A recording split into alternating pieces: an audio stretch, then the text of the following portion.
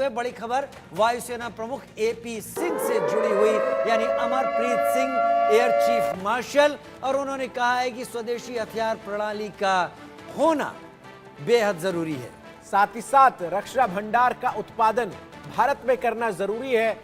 LOC से सटे इलाके में चीन जो है वो लगातार निर्माण कर रहा है और साथ ही साथ चीन ने ईस्टर्न लद्दाख में भी अपने ढांचागत निर्माण को बढ़ाया है। ईस्टर्न लद्दाख में 1 साल पुरानी जैसी स्थिति है।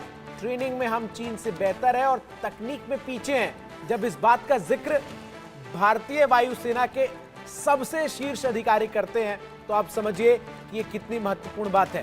गैर जरूरी आक्रामकता अपनाने का कोई इरादा नहीं। दरअसल लाइन ऑफ एक्चुअल कंट्रोल यानी एलएसी पर, जहां पर चीन दूसरी तरफ है और इस पूरे इलाके में चीन अपनी तैयारियों को अमली जामा पहनाने की कोशिश कर रहा है। गलवान में मुंह की खाने के बाद चीन एक नए सिरे से तैयारी कर रहा है, लेकिन चीन को अच्छी तरीके से पता है कि हाई अल्टीट्यूड वॉरफेयर में चीन की सेना भारत की सेना के सामने दोयम दर्जे की है।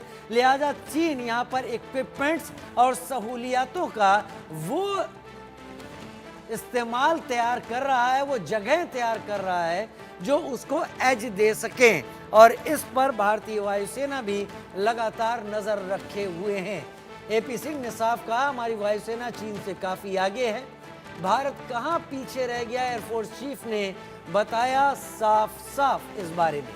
इसके साथ ही साथ आपको बता दें कि जिक्र इस बात का भी किया गया कि भारतीय वायुसेना पूरी तरीके से सशक्त है, मजबूत है, और उदाहरण स्वरूप उन्होंने बालाकोट स्ट्राइक का भी जिक्र किया कि किस तरीके से जब हमें मौका मिला तो हमने उस बात को दर्शाया कि आखिर हमारी ताकत, हमारी क्षमता क्या है।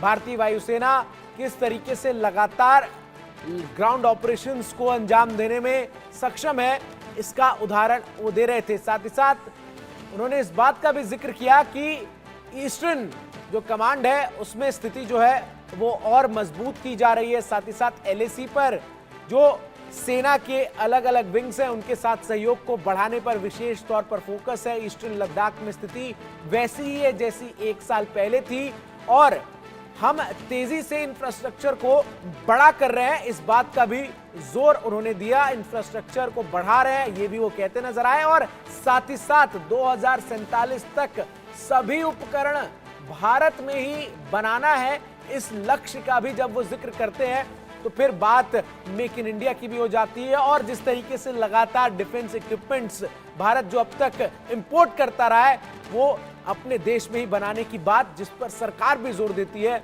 उसके साथ वो खड़े नजर आते हैं। हम ह्यूमन रिसोर्स और ट्रेनिंग के मामले में चीन से बेहतर है, एयरफोर्स चीफ ने कहा, और उन्होंने ये भी कहा कि हमारा अनावश्यक